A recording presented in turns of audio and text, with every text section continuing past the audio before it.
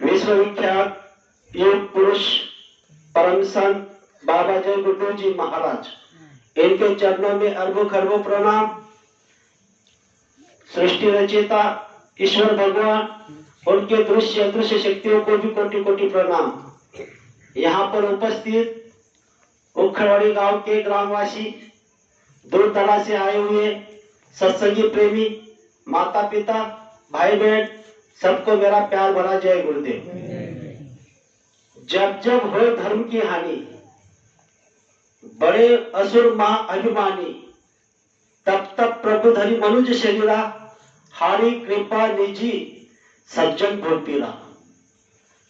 इस धरा पर, धरती पर जब धर्म की ग्लानि होती है, उस समय कोई ना कोई अवतारी शक्ति यहाँ पर मनुष्य तन धारण कर कर आती है।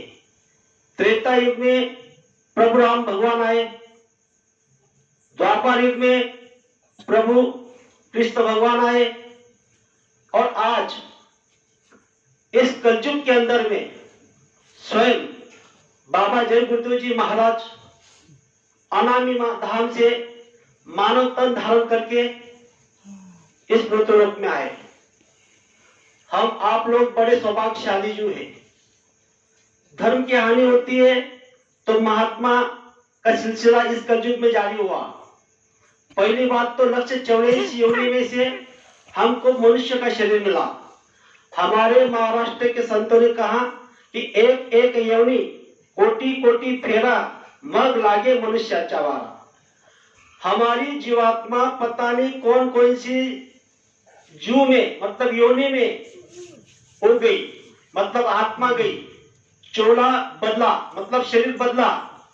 तो हम आप लोग आपके आंखों से देख रहे हैं, पशु पंछी, कीड़े मकोड़े, जितने भी जीव हैं, सभी जीवों में हमारी जीवात्मा गई, वहां पर नरकों की यातना सहन की, फिर कहीं हमको मनुष्य का शरीर मिला। तो हम आप लोग कहते होंगे कि हमको सहज में मनुष्य शरीर मिला, नहीं।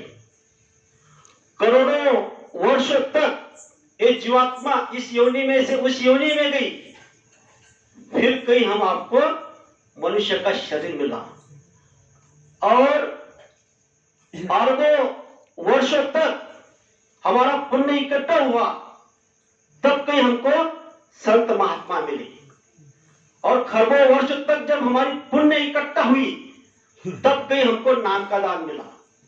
ये कौन कह रहे? महात्मा। हम आपको कुछ ज्ञान नहीं था, हमको ब्रह्मा विष्णु महेश, उसके नीचे 10 करोड़ शंभु, 9 करोड़ दुर्गा और इतर गण, इतना ही ज्ञान था। जब हम बाबा जय गुरुदेव जी महाराज के पास गए, तब इन्होंने हमको बताया कि ये मनुष्य शरीर कहां से आया, इसके अंदर में जीवात्मा कहां से आई, क्यों आई, मरने के बाद कहां जाती है, ये भेद बाबा जय गुरुदेव जी महाराज ने बताया। फिर गुरु महाराज ने कहा कि आप ब्रह्मा विष्णु महेश, वहां तक आपको ज्ञान था, उसके आगे क्या क्या है? उसके आगे गुरु महाराज ने कहा ईश्वर का धाम है, उसके आगे ब्रह्म पुरुष का धाम, उसके आगे पार ब्रह्म पुरुष का धाम, उसके आगे महाकाल पुरुष का धाम, और उसके आगे सतपुरुष का धाम। सतदेश से जो आते हैं उन्हें संत कहा जाता है, और जो सतदेश से भी परे जाते हैं, परे आते हैं, मतलब उनको परम संत कहा जाता है। तो सतदेश से भी आगे कौन से देश है? अलग देश, अगम देश और अनामी देश। तो अनामी पुरुष करता स्वयं बाबा जय गुरुदेव जी महाराज अनामी पुरुष है। अब हम आपको सोचना चाहिए कि हम आप लोग कितने परम सौभाग्यशाली जीव है कि हमको बाबा जय गुरुदेव जी महाराज जैसे गुरु मिले, सच्चे समृद्ध सदगुरु मिले। कोई साधारण गुरु नहीं है, ये कोई खेल मजाक नहीं है। हम आप लोगों को सोचना है कि हम आप लोग इस कलयुग के अंदर में सत्संग सुन रहे हैं। सत्संग क्या होता है? सत्संग जब कोई पावे, उसकी महिलाई कट कट जावे। सत्संग में आने से पता नहीं हमारे कितने कर्म कर जाते हैं। हम आप लोग अज्ञान है, हमें कुछ बोध नहीं, गुरु महाराज हमको खींच के लाते हैं।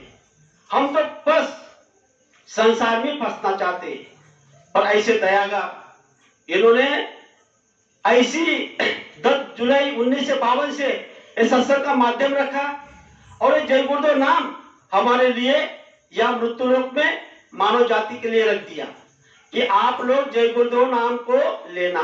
कब दुख संकट मुसीबत तकलीफ जब आप पर आएगी, यहाँ पर बैठे हुए ऐसा कोई प्रेमी नहीं, कोई मेरी माता बहन नहीं, उनको बाबा जय गुरुदेव जी महाराज ने जय गुरुदेव नाम दिया और उस जय गुरुदेव नाम का अनुभव नहीं हुआ। सबको जय गुरुदेव नाम का अनुभव हुआ है। हम मथुरा में गए, पूरे हिंदुस्तान के नहीं विश्व के जीव वहां पर आए, तो हम कितने सौभाग्यशाली जीव है। गुरु महाराज ने कहा कि आपको पता नहीं, आप जब चलते हो तो आपके नीचे अगर कोई पांव के नीचे कांटा आ जाता है तो मैं मेरा हाथ बिछा देता हूं। इस बात पर तो हमको सुनना चाहिए कि हमारे माता पिता हमारे पांव के नीचे अगर कांटा आएगा तो हाथ से फैलाएंगे, ना कोई रिश्तेदार फैलाएगा। तो हम कितने परम सौभाग्यशाली जीव हैं। मतलब गुरु का ध्यान निरंतर हमारे तरफ है। हम सत्संग भी सुनते हैं, मेरे दाता के दरबार में सब लोगों का है खाता, जैसी करनी करता वैसा ही फल पाता, उजली करनी कर ले बंदे कर्म न करियो काला, लाख आंखों से देख रहा है तुझे देखने वाला, उसके तेज नजरों से कोई नहीं बच पाता, मेरे दाता के दरबार में सब लोगों का है खाता। उनके दरबार में सब लोगों का खाता है। इतना ही नहीं है, हम आप लोग कहेंगे कि हमको नाम का दान मिला तो हमारा उनके ऊपर खाता है।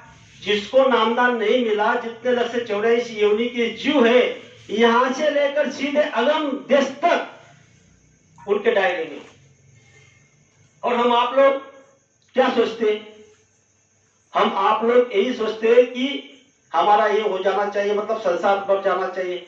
संसार तो गुरु महाराज देने के लिए आए हुए हैं। संसार तो एक बिल्कुल खेल है उनके हाथ में। वो तो कहते हैं कि आपको मैं स्वर्ग का सुख इस धरती पर देने के लिए मैं आया हूं। गुरु महाराज हमको स्वर्ग का सुख देने के लिए आए हुए हैं। और हम आप लोग, और इस पर तो गुरु महाराज ने बुलंद आवाज में यहाँ पर ईद का संदेश दिया। बाबा जय गुरुदेव जी महाराज का कहना शाकाहारी रहना, तो गुरु महाराज आखिर में शाकाहारी रहने के लिए क्यों बता रहे हैं? क्योंकि अधिकारी पुरुष है, अनामी पुरुष है। ये जब यहाँ पर आए तब से इनका सत्ता यहाँ पर चलने लगी है। क्योंकि स्वयं वो जो बोल देंगे वो पत्थर की लकीर बन जाएगी, वो कायदा बन जाएगा, वो कानून बन जाएगा। और अनामी महाप्रभु दयागा वो तो सब जीवों के हित के लिए वो बता रहे हैं, खास कर मानव जाति के लिए बता रहे हैं कि बाबा जय गुरुदेव जी महाराज का कहना शाकाहारी रहना। ये क्यों बता रहे हैं? हम आप लोग ना सिमरन कर सकते, ना ध्यान कर सकते, ना भजन कर सकते, ना किसकी सेवा कर सकते।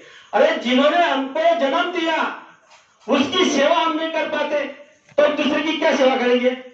इस पर हमको सोचना है। जिन्होंने, जिस माँ ने हमको जन्म दिया, 9 महीने हमको उन्होंने पेट में पाला, वो गीले में सोई और हमको सूखे में सुलाया, वो रुकी सुखी खाने लगी रोटी और हमको घी लगा के तेल लगा के खिलाया। उस माँ की हम सेवा नहीं कर पाते। जिस पिता ने हमारे लिए पता नहीं कितने कष्ट सहन किए, उनकी सेवा नहीं कर पाते, तो ये तो स्वयं अनामी महाप्रभु हमारी सेवा करने के लिए वहां आए हुए। इस बात पर हमको सोचना चाहिए कि इन्होंने हमको कहा कि आप क्या करो, मनुष्य शरीर में आए हो तो आप अच्छे कर्म करो। क्या बता रहे गुरु महाराज? अच्छे कर्म करो। लेकिन हमको पता ही नहीं हम कैसे कर्म कर रहे हैं। गुरु महाराज ने कहा मेहनत करो, ईमानदारी से करो तो आपको बरकत मिलेगी। बरकत तो आपके हाथ में है। बरकत आपको पता नहीं कितनी देने वाली है, लेकिन बरकत के लिए कुछ काम तो करो। अगर कोई काम करेगा तो दान मिलेगा, बिना काम के तो कोई दान दे ही नहीं सकता। इसलिए बाबा जय गुरुदेव जी महाराज ने कहा कि पहले आप अपने कर्म करो। कर्म नेकी किसे करो। हमको भूत भविष्य का विचार नहीं करना, वर्तमान का विचार करना है। ये वर्तमान हमारे हाथ में, हमारे मुट्ठी में। जब हम ये हमारा चला जाएगा वो भूत बन जाएगा। आने वाला भविष्य कैसे बनेगा? अगर हम भी लगाए बबूल का तो आम कहां से खाएंगे? हमने अभी तक अगर खराब अनाप शनाप कर्म किए तो हमारा कभी अच्छा नहीं होगा। जब तक आप जीवों पर दया नहीं करोगे तब तक प्रभु परमात्मा आप पर दया नहीं करेंगे। हमने अगर किसी के लिए अच्छा किया तो हमारा अच्छा होगा, अगर हमने किसी के लिए बुरा किया तो हमारा बुरा होगा। इसीलिए तो बाबा जगबंधु जी महाराज ने आवाज लगा दी कि अच्छे लोगों के लिए अच्छा, बुरे लोगों के लिए बुरा। अब हम आप लोग सोचेंगे कि पाप कर्म मतलब क्या होता है और पुण्य कर्म कैसा होता है।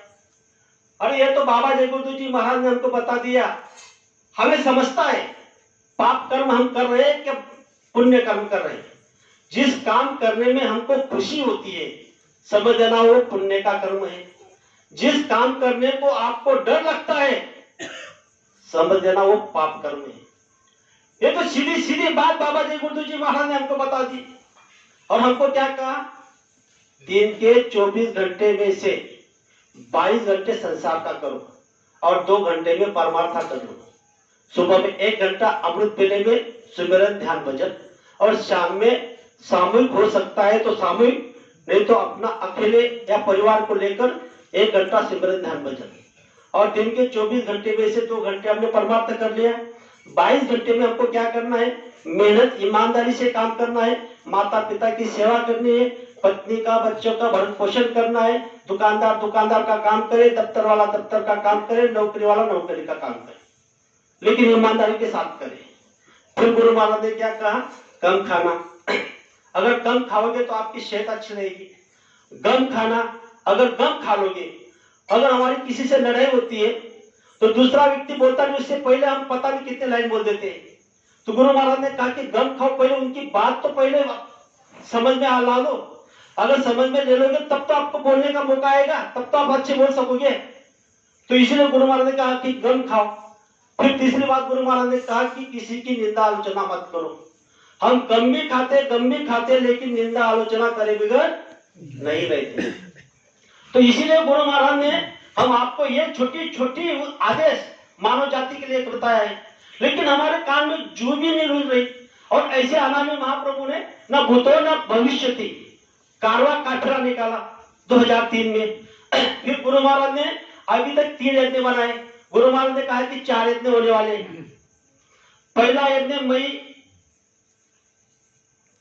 1977 में अयोध्या में हुआ, सजुग साकेत वेग में करके। दूसरा यज्ञ गुरु महाराज ने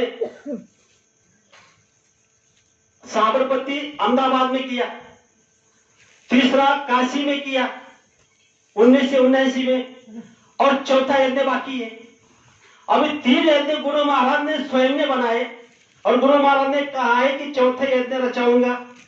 वहां पर एक छोटी सी नदी होगी और उसका 10 महीने पहले मैं सजुग की तारीख डिक्लेयर करूंगा, और वहां पे 10 करोड़ लोग वहां इकट्ठा होंगे। ये तो अभी तक हुआ नहीं। ऐसे महान कार्य गुरु महाराज ने करके रचे, और पूरे हिंदुस्तान के अंदर में जय गुरुदेव नाम का प्रचार किया।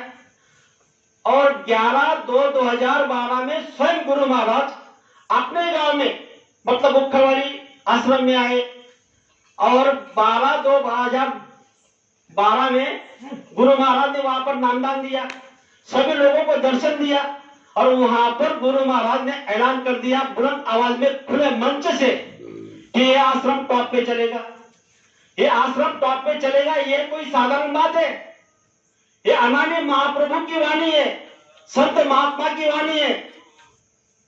संत वचन पलटे नहीं पलट जाए ब्रह्मांड। एक बार ब्रह्मांड पलट सकता है, लेकिन संत की वाणी कभी असत्य नहीं हो सकती। इस बात पर भी गांठ मार लेना है हम आपको। दूसरी बात गुरु महाराज ने कहा कि आप तन से सेवा करो, मन से सेवा करो, धन से सेवा करो। अगर तन से सेवा करोगे तो आपका तन तंदुरुस्त होगा, मन से सेवा करोगे तो आपका मन से अच्छा काम होगा, मन सुमिरन ध्यान भजन में लगने लग जाएगा।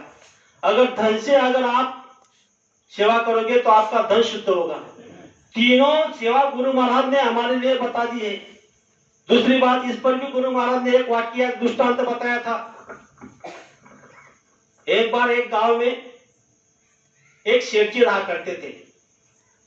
वो शेठ जी इतने अच्छे थे कि कोई भी उनके गांव में अगर कोई महात्मा आते थे तो उनका भोजन भंडारा वो स्वयं उनके घर जाके उनके धर्मपत्नी को बोल के कराते थे। मतलब अच्छे नेक इंसान थे। गुरु महाराज से उन्होंने नाम का दान लिया हुआ था, सज्जन अच्छे थे, प्रेमी थे, धर्म का कार्य भी करते थे। तो उनको पता चला कि हमारे गांव में कोई महात्मा आए हैं। तो सेठ जी महात्मा के पास गए, महात्मा से प्रणाम किया और घर लेकर गए। जब महात्मा को घर लेकर गए तो उनकी धर्मपत्नी मतलब शेठानी को कहा कि देखो हमारे घर महात्मा जी आए, उनके लिए आप खाना का प्रबंध कर दो। उस शेठानी ने खाना बनाया, खाना बनाने लग गई। तब से सेठ महात्मा को बोल रहे हैं कि महात्मा जी मेरा थोड़ा काम आ गया, तो मैं थोड़ा गांव में जाता हूँ, मेरा काम करके मैं आता हूँ, तब तक आप भोजन बना करो। तो महात्मा जी भोजन बनाने के लिए बैठ गए। शेठानी ने महात्मा जी को खाना परोसा, महात्मा जी खाना खा रहे। तब से महात्मा जी ने उस शेठानी को 2 सवाल किए। पहला सवाल ये किया कि अरे बहन जी आपको कितने पुत्र हैं? तब वो बहन जी ने कहा, वो शेठानी ने कहा कि मुझे 4 पुत्र हैं। फिर दूसरा सवाल वो महात्मा ने और वो शेठानी को कहा कि आपके पास कितना धनराशि है? तो वो शेठानी कहने लगी कि हमें लोग लखपति कहते हैं। तो महात्मा जी का खाना वाना हो गया। तब से शेठ बाहर से आ गए, थोड़े बैठे, उनकी चर्चा हुई। महात्मा जी बोले कि चलो अभी मुझे जाना पड़ेगा, मुझे तो अगले गांव में जाना है। तब से शेठ बोल रहे कि चलो चलो ठीक है, मैं आपको छोड़ने के लिए आता हूं। तो रास्ते से चल रहे, दोनों चल रहे, महात्मा जी और शेठ भी। चलते चलते वही प्रश्न महात्मा जी ने शेठ से पूछे, अरे शेठ जी आपको कितने पुत्र हैं? तो शेठ ने महात्मा जी को कहा कि मेरा एक ही पुत्र है। फिर दूसरा सवाल किया कि आपके पास धनराशि कितनी है? उस समय वो शेठ जी बता रहे हैं कि मेरे पास सिर्फ धनराशि 25,000 रुपए। और तीसरा सवाल महात्मा जी ने शेठ को कहा कि आपकी आयु कितनी है? उस समय वो शेठ ने महात्मा को कहा कि मेरी आयु 40 साल की है। तो महात्मा जी ने जब उनके तरफ देखा, वो तो 70-75 के लग रहे थे, काले सफेद बाल उनके हो गए थे। तो रुक गए और महात्मा जी सेठ को पूछ रहे, अरे सेठ जी आप तो झूठ बोल रहे हो। तब सेठ बोल रहे कि कैसे महात्मा जी, मैं तो झूठ कभी बोलता नहीं, मैं तो गुरु का नामधारी हूं, मैं सच्चा इच्छा इंसान हूं। तो बोले अच्छा। तो बोले जब मैंने आपकी धर्मपत्नी को पूछा, 2 सवाल किए कि आपको कितने पुत्र हैं, तो आपकी धर्मपत्नी ने कहा कि मुझे 4 पुत्र हैं, और आप बता रहे मुझे एक ही पुत्र है। दूसरा सवाल जब आपको धर्मपत्नी को मैंने कहा कि आपके पास धनराशि कितनी है, तो उन्होंने कहा कि लोग हमें लखपति कहते हैं, और आप कहते हैं मेरे पास सिर्फ 25,000 रुपए है। ये 2 सवाल तो उनको पूछे, लेकिन तीसरा सवाल जब मैंने आपको पूछा कि आपकी आयु कितनी है, तो मेरे को समझ में आ रहा है कि आपकी 70-75 की आयु है, फिर भी आप 40 साल के बता रहे हो। तो ये झूठ नहीं तो क्या है, ये तो सफेद झूठ है। उस समय वो सेठ ने हाथ जोड़कर महात्मा जी से पहले प्रणाम किया। अभी महात्मा जी सुनो, सही बात क्या है, आपने जो सुना वो बात सही है। मेरे 4 पुत्र हैं, लेकिन मेरा जो मानता है वो मेरा एक ही पुत्र है, लेकिन 3 जो पुत्र है वो बिल्कुल नालायक है, कभी अच्छे काम करते नहीं, कभी गुरु का आज्ञा का पालन नहीं करते। तो अब मुझे बताओ कि जो अगर मेरी बात नहीं मानता वो मेरा पुत्र हो सकता है? जो मेरा पुत्र मेरी बात मानता है, इसीलिए मैंने कहा कि मेरा एक ही पुत्र है। और दूसरी बात आपने जो बताई कि मेरे पास धनराशि कितनी है, तो हमारी धनपति ने कहा कि हमको लोग लखपति कहते। बात सही है, लखपति ने हम करोड़पति है, हमारे पास कारोबार बहुत अच्छा हमारा चलता है, खेत खलियान है, हमारे पास जमीन जायदाद सब कुछ है, लेकिन आज तक धर्म के कार्य में सिर्फ मैंने 25,000 रुपए लगाए, और जितनी भी मेरे पास में जितना धन है वो सब धन तो मैं मर जाऊंगा, मेरे रिश्तेदार मेरे पुत्र पता नहीं कहां खर्च कर देंगे।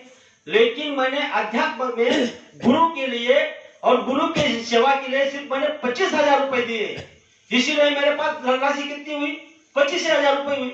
क्योंकि मरने के बाद वही मैंने खाता में लिखा जाएगा कि मेरे पास सिर्फ 25,000 रुपए थे, जितना भी था उतना तो यहाँ जितने भी बार हमने जन्म लिया, संसार किया, हमारे रिश्तेदार के रिश्तेदार, हमारे पुत्र जो भी है वो सब यहाँ खर्चा कर देंगे उनके नाम पे। अगर वो अच्छा काम करके तो अच्छी बात है।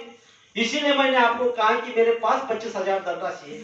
रही तीसरी बात, सही में आपने कहा कि मेरी उम्र जो है 70-75 साल सही है, लेकिन मैंने खुद जो सुना है कि महात्मा के मुखारबिंद से कि जिस समय में आप सच्चा महात्मा से नाम का दान लेते हैं उसी दिन आपका पुनर्जन्म होता है, मतलब उसी दिन आपका जन्म होता है। तो मुझे नामदान लेने के लिए जो मुझे समय में हुआ है कि सिर्फ 40 साल हुआ है। तो इसीलिए मेरी उम्र में उस दिन से पकड़ता हूं कि मेरी उम्र 40 साल की है। जब ये बात सेठ जी ने महात्मा को बताई तो महात्मा गदगद हो गए और सेठ को सीने से लगा दिया।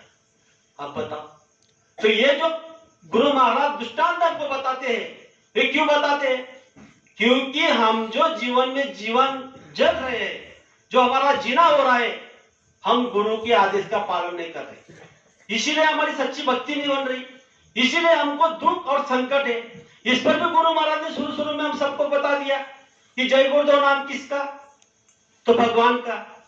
फिर गुरु महाराज ने आवाज लगाई, जय गुरुदेव नाम किसका, परमात्मा का।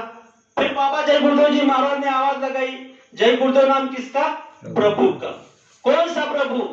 एक अनिह अनामा अनु सच्चिदानंद प्रभु धामा, मतलब वहां ऊपर से जो शक्ति आई हुई है जय गुरुदेव नाम में, पावर भर के, रिद्धि सिद्धि भर के यहां पर आपके सामने रख दिया है।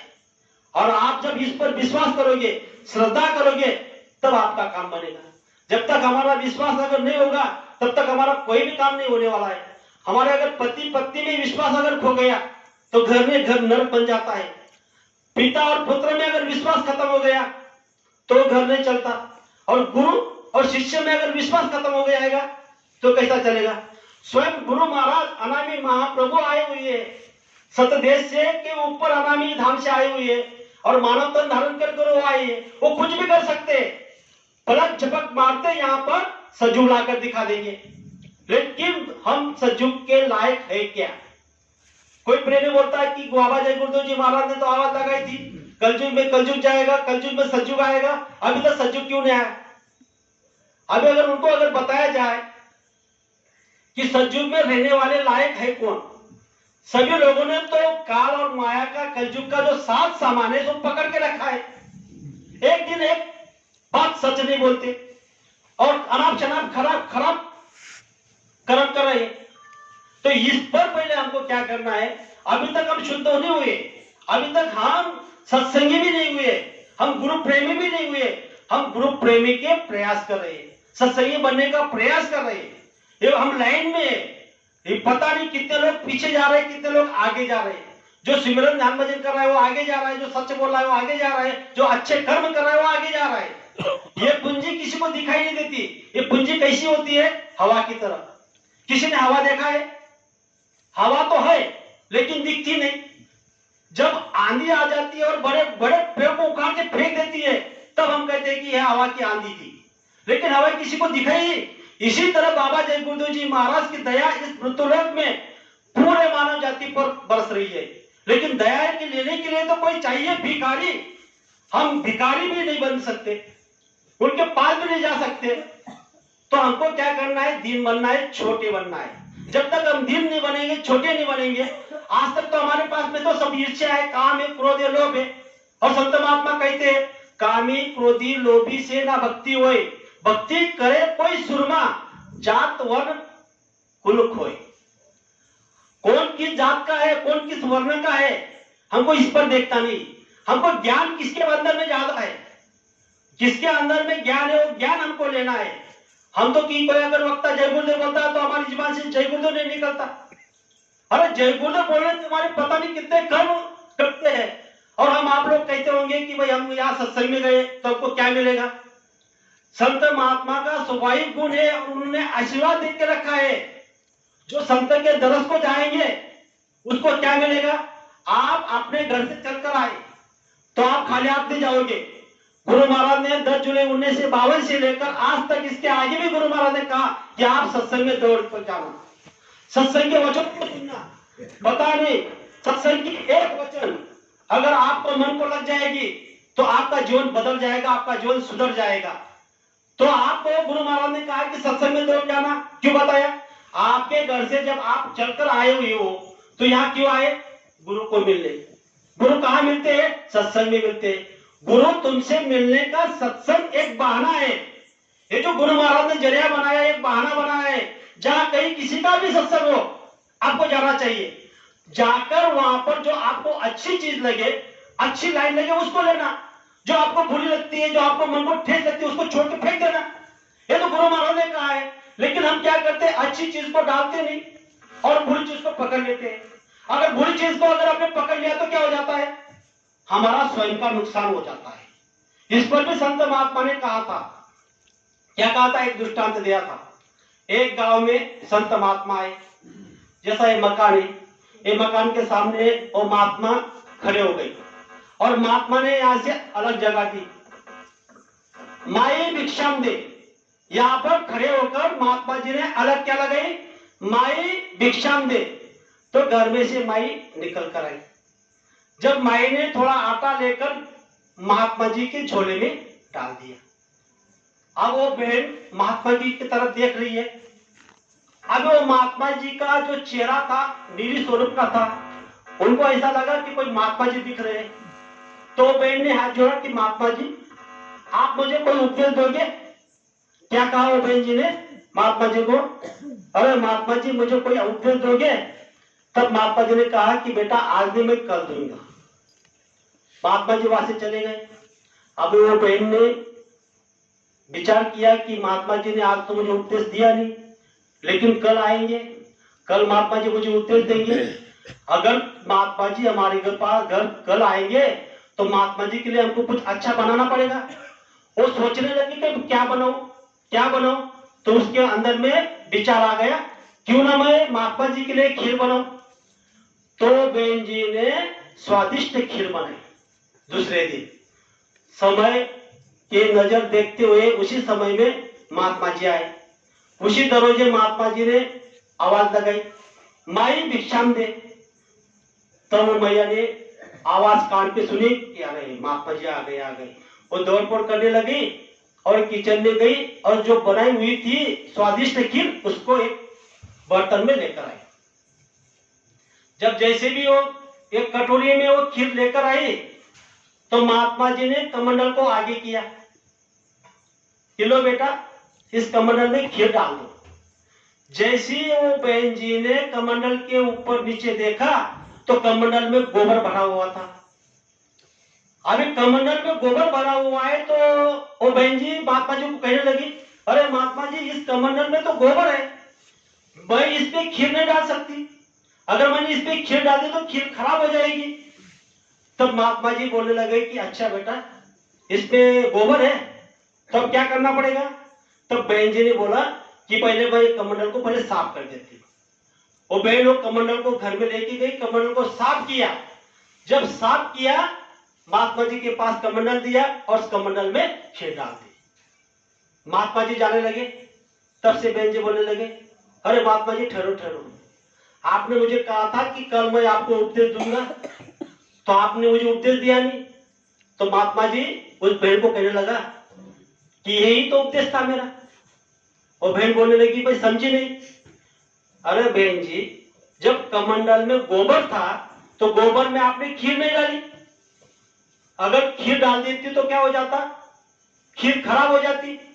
ठीक इसी तरह अगर आप पहले आपका शरीर, आपका मन, चित्त, बुद्धि, अहंकार, ये जब तक आप शुद्ध नहीं करोगे तब तक मेरा उपदेश आपके अंदर नहीं जाएगा। तो पहले आपको निर्मल होना पड़ेगा, आपको साफ सुथरा होना पड़ेगा। लेकिन आज तक हमने क्या किया? साबन ले ले, पानी ले ले, मलमल काया धोए, अंतर घट का दाग ना छूटा, कैसे निर्मल हो? हमने बहुत पानी लिया, साबन रंगी बिरंगी साबन लिए, काया को धोया, लेकिन अंतर का जो घट पे जो दाग है वो दाग को अभी तक हमने धोया नहीं। इस धोने के लिए गुरु महाराज ने कहा कि आपको सत्संग में जाना पड़ेगा। जब सत्संग में जाओगे, सत्संग का महात्मा जी का एक एक वचन आपके अंदर में आएगा तब आपके अंदर से निर्मलता आएगी, मैं कट कट जाएगा। और यही तो बात बाबा जय गुरुदेव जी महाराज ने हमको कहा। और हम आप लोग क्या देख रहे हैं? हमको गुरु महाराज ने क्या कहा कि आप इधर उधर मत देखो, आप सीधे गुरु के वचन को देखो, मेरे तरफ देखो। गुरु महाराज ने पता नहीं कितना पूरा उपदेश लिख कर रख दिया है, कितने शाकाहारी पत्रिका लिख दिया, अमर संजय संत ध्वनि लिख दिया है। सत्संग देखो, सुनो उनके, एक एक सत्संग में कितना गहरा राज है, गुरु के वचन में गहरा राज है, एक एक वचन में गहरा राज है। जिन्होंने जान ली गुरु महिमा, उनका कभी डूबा नहीं जहाज रे। बीज पड़े और अंकुर ना फूटे, ऐसा कभी हो सकता है? हमारे अंदर में बीज बो दिया है गुरु महाराज ने, और दीप जले और अंधेरा ना मिटे, ऐसा कभी हो सकता है? हमारे अंदर में गुरु महाराज ने दीप जलाया है, किसका? अज्ञान को बाहर करने का ज्ञान। हमारा अज्ञानता जो हमारे अंदर में है, उसको निकालो, ये गुरु महाराज हमको बता रहे हैं। लेकिन हम क्या कहते हैं? दीप जले और अंधेरा ना मिटे, ऐसा कभी हो सकता है? जब सूरज निकलता है तो क्या होता है? हर प्रेमी क्या कहते हैं? सुबह में जब सूरज होता है तो हम कहते हैं कि अभी प्रकाश हो गया। लेकिन थोड़ा बात सुनो, ये ऐसी बात नहीं। जब सूरज निकलता है तो अंधेरा मिटता है, ये सही बात है, ये संत महात्मा हमको बता रहे हैं। तो जब हम संत महात्मा के वचन को सुनते हैं, यहाँ पर जितने माता पिता भाई बहन बैठे हुए हैं, अभी हम आपको सत्संग सुनने का एक ओर लगी हुई है, हमारी आत्मा सचित बैठी हुई है कि हमें संत के वचन हम सुन रहे हैं और हम सच्चा महात्मा के शिष्य। जब हम कोई गलत काम करते हैं तो पहले हमको बाबा जय गुरुदेव जी महाराज को आगे देखना है कि हम कितने बड़े संत के शिष्य हैं, कितने बड़े संत के हम भगत हैं। इसीलिए तो बाबा जय गुरुदेव जी महाराज ने कहा कि काम, क्रोध, लोभ, मोह और अहंकार को आपको क्या करना है? मिटाना है। कैसे मिटेंगे?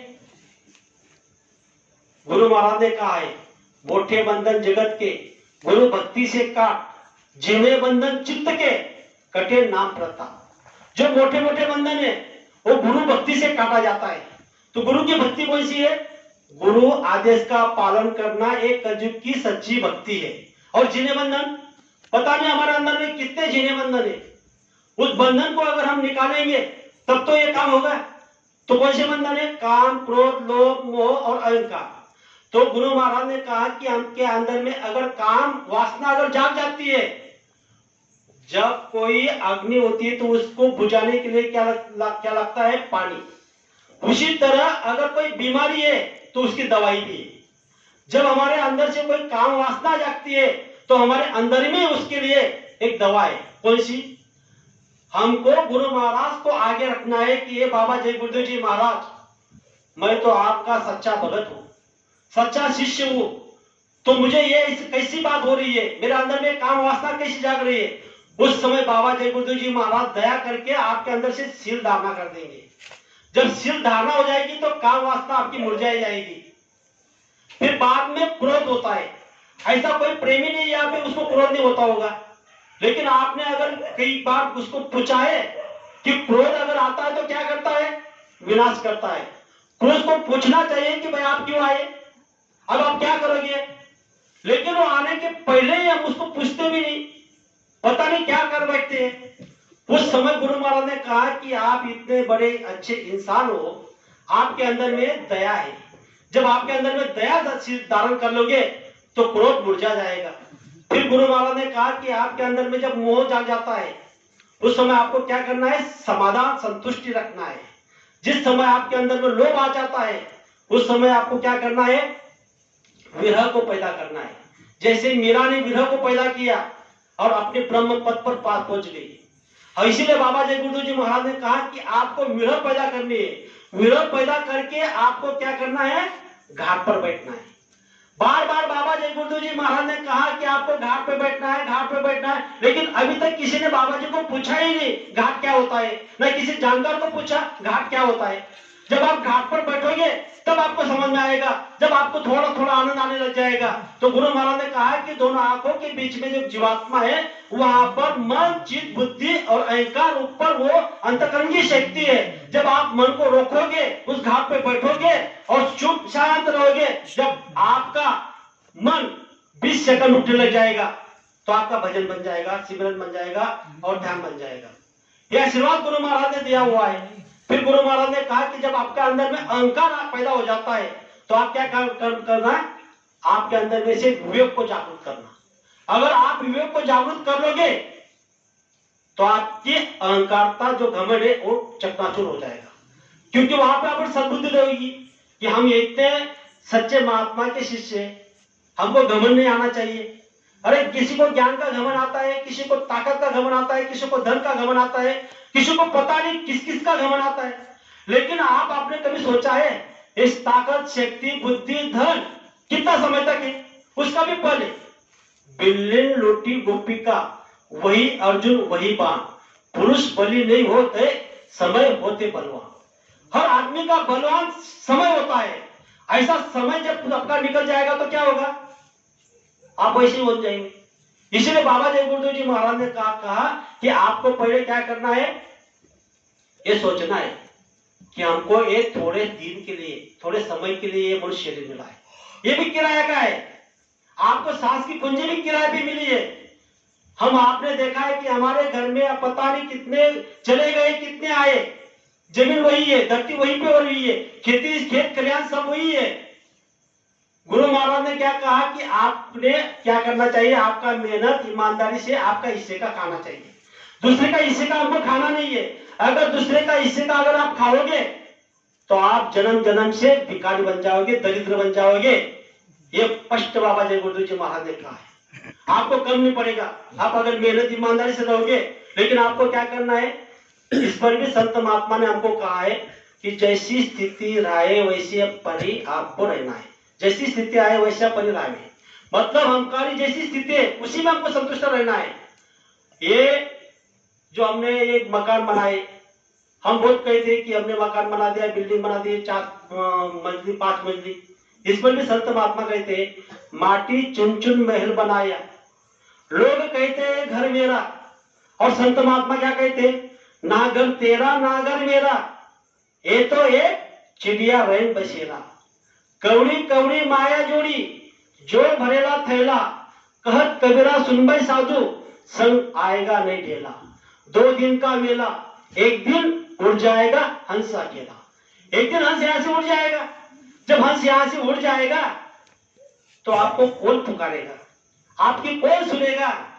कोई नहीं सुनेगा।